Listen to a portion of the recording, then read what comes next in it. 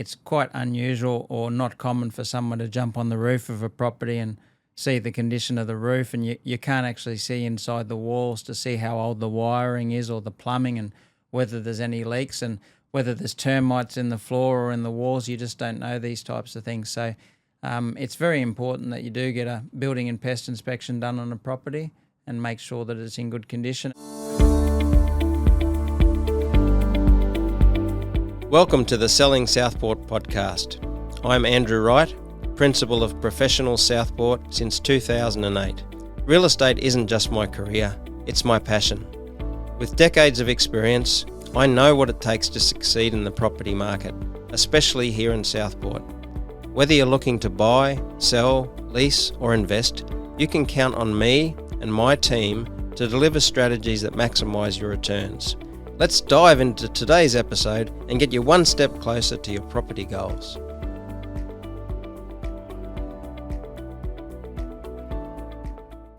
Hello everyone and welcome back to another episode of Selling Southport. If you've been attending open homes or actively looking for a property around Southport, today's episode is going to be incredibly helpful for you.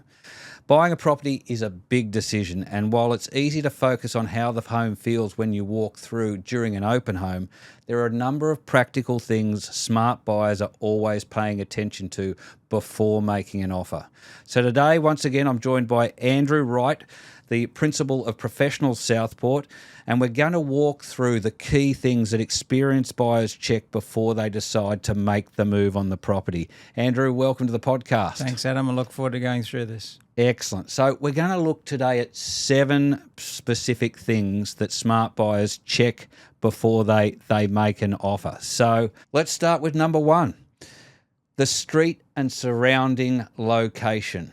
Now, it's something probably a lot of people don't think about. Like I just said, you turn up to the open home, oh, look at that. I can imagine my bed there. What about, oh, look at the pool, look at the deck. What about having barbecues? But why is, the street and surrounding area so important? Well, it really comes down to lifestyle. So I'd encourage any buyers to visit a property, go to an area after hours, after an open home, and just have a little bit of a walk around. See if it's suitable for your family. See if there's enough recreational facilities within walking distance. See how noisy it is. One of the things that I find interesting is, as an agent, for example, if I have a property near a school zone, I'll make sure I do the inspection times when there's not a whole heap of cars there, Adam, so it's not too busy. But if you're looking to buy a property because it's inside a school zone, for example, I'd encourage you to go back there at 9 a.m. or 3 p.m. just to make sure it's not too busy. See what's going on. Absolutely. Absolutely. Because, there's things you just don't think about, is there? I mean... Look, there's plenty of secrets as agents that we use to help our sellers, not the people listening to this podcast. And it may well be that if it's a west-facing property, I only do an open home late morning or middle of the day because I don't want that stifling heat coming through all the windows late afternoon. If it's a waterfront property, I'm going to be doing the open homes around high tide when there's plenty of water in the canal or the Broadwater, and it can make a massive difference whether it's high tide or low tide. Yep.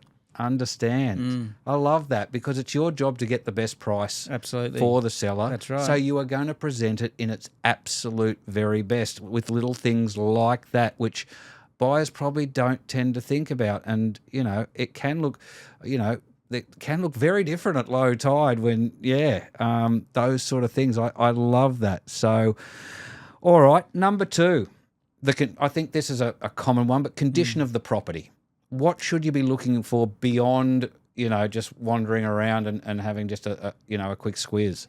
I guess this might tie into one of the other points that we're going to go through with the building and pests, but it's quite unusual or not common for someone to jump on the roof of a property and see the condition of the roof, and you can't actually see inside the walls to see how old the wiring is or the plumbing and whether there's any leaks and whether there's termites in the floor or in the walls. You just don't know these types of things. So it's very important that you do get a building and pest inspection done on a property and make sure that it's in good condition. And a builder will certainly point out a lot of things that the real estate agent doesn't know how to point out or wouldn't be aware of. Sure. Are there any telltale signs of things that could give you indications of problems or anything like that the layperson could be just keeping an eye out for? Well, moisture is the big one. I mean, if you see any water stains on the ceiling, it could be from cracked tiles or something like that where water's come through the roof and into the ceiling. But moisture anywhere is going to be conducive for termites as well. It's not just about fixing a hole in the roof and repainting. It can actually encourage termites to get inside the property if there's too much moisture. Garden beds right up against too close to walls is another one where termites love to come through the walls if all the gardens are built up too high right around the brickwork. Sure. Okay. Let's talk about number 3, layout and livability. Something probably, again, you get caught up in the emotion of, falling in love with the property, but thinking about how is it going to play out when you're actually there and you've got the 3 kids or whatever that may be. Yeah, well, that's a big one, especially if you've got a growing family. So it's not just about livability now. It's what happens if you add another 1 or 2 kids to the family, and are you going to be able to grow into the property? Is the yard big enough? Is it safe? Is it fully fenced? All of those things will change as your family grows as well. So really consider, not just for the time being, but what's going to happen down the future. I mean, even, rumpus rooms, are they well away from the living area, that kind of thing? If you are going to park the kids, are they going to be at the other end of the house? All that sort of stuff. A lot of people really wouldn't give that probably the consideration it needs. No, that's exactly right. And also, like offices, best town planners and architects these days will generally recommend if you've got an office, it's right near the front door. So if you're doing any business at home, you've got people coming in, make sure it's right there. They don't have to walk right through your house when you're trying to, enjoy time with your family. You just want them straight off the front door. Great advice. I mean, I wouldn't think of that. I thought, there's the office. I've got an office. That tick. Then you think, hang on, they've got a... In fact, that brings up a funny one for me because I go to my barber who's got a home barber. Yep. But he set up his front room. Yep. The dog barks through the door, but Yep. I don't see any of his house. It's Yes. literally in, out to the right, and he set up this great little setup there. But That's smart. Absolutely. No, a really good one, that. Okay, number 4, land and outdoor space. Not enough consideration is given to that when most people look at the properties they're buying, do they? No, well, look, I mean, if someone's looking to buy something as a place where they want to live, I mean, it's quite common for people to ask an agent whether a swimming pool might fit in the back or an underground spa or something, and are there any easements in the backyard? But I think it's also very important from a future investment point of view to know what the zoning of the land is. Is a zone for a single house? Is a zone for multiple dwellings? Might you be permitted to put a granny flat in the backyard down the track? And these types of things can have a massive impact on the land value, even if it's not big enough to be subdivided. Yep, makes sense. Okay, number 5, and you've already touched on this, but building and pest, an absolute must. Let me put a slant on this one for you. Should a buyer always get their own independent building and pest done, even if there's been one done by the seller? I'm not sure that there's a right answer to that, but depending on the value of the property and the age of the property, it might be a good idea to engage your own. Usually when you come down to an auction scenario, the sellers will usually provide one because there might not be enough time for you to engage a building and pest inspection. So in most cases, I think building inspectors are professional enough with their code of conduct to provide an honest assessment of the constraints of a house and what problems exist. So I haven't seen too many examples of a crooked building and pest inspection, but for the main part, for peace of mind, if you're spending $1 million or $2 million, you might want to pay $500 for your own building inspector. Great advice. Great advice. Number 6, a very, very important one that a lot of people overlook, including my partner, and I'll tell a story about this, but body corporate. When it comes to a townhouse or unit or living in a complex, what do people miss? Yeah, there's several things that you need to be aware of there, and the first one that springs to mind is very modern complexes. Generally, you'll find a developer instructs their legal team to have a very low administration and sinking fund contribution at the start when they're trying to sell units off the plan, because they want to appeal to the market and say our body corporate fees are only $60 or $70 a week.